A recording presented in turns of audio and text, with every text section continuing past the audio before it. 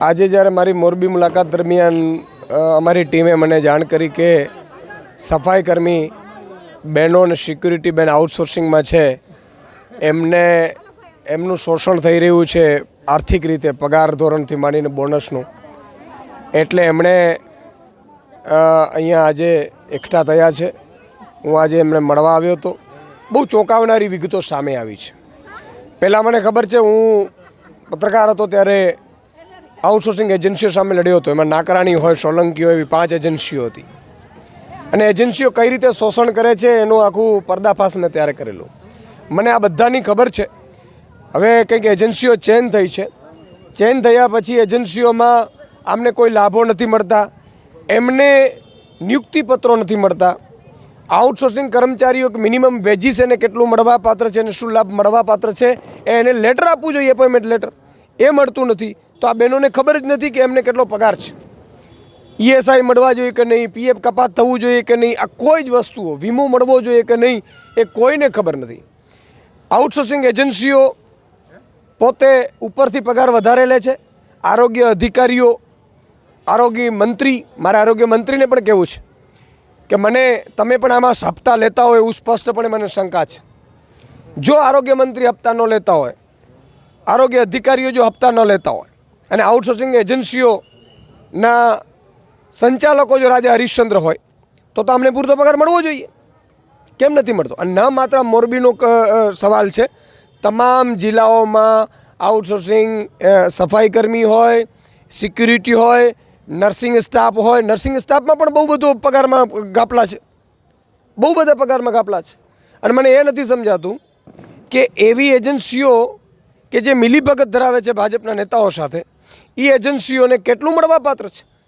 વર્ષે કરોડો રૂપિયાનું કૌભાંડ આઉટસોર્સિંગ એજન્સીઓની આ ગરીબ માણસોના શોષણ માટે નેતાઓ, અધિકારીઓ અને આઉટસોર્સિંગ એજન્સીઓવાળા કમાય છે.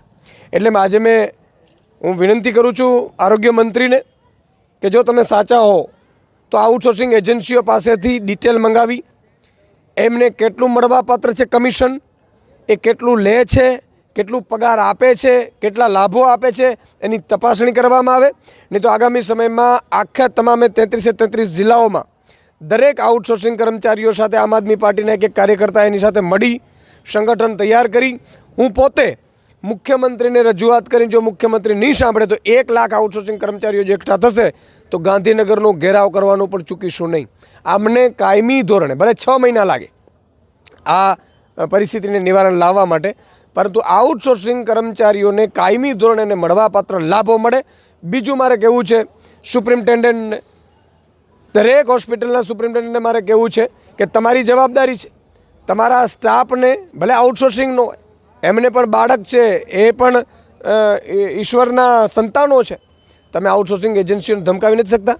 અને તમને મંત્રીનો ફોન આવે, મુખ્યમંત્રીનો, મને કહેજો, તમને હું એમને કહીશ. પણ તમે ન્યાય અપાવવામાં ઉણા ઉતરો છો. તો 33 જિલ્લાના તમામ હોસ્પિટલના સુપ્રિન્ટેન્ડન્ટોને પણ મારી વિનંતી છે કે આઉટસોર્સિંગ એજન્સીઓ સાથે મિલીભગત બંધ કરો અને આમને પૂરતો પગાર આપો. અને આગામી સમયમાં આમ આદમી પાર્ટી આઉટસોર્સિંગ એજન્સીઓ સામે અને આઉટસોર્સિંગમાં જે પણ મિલીભગત ધરાવે છે એની સામે આંદોલન છેડશે. નમસ્કાર મિત્રો, સ્વાગત છે તમારું મોરબી ઇવેન્ટમાં. હું છું વિપુલ પ્રજાપતિ. અત્યારે રાતના વાગ્યા છે 10 અને 10 વાગ્યે મોરબી સિવિલ હોસ્પિટલમાં આજે રોજમદાર કર્મચારીઓ છે તે કર્મચારીઓ ધરણા ઉપર બેઠા છે.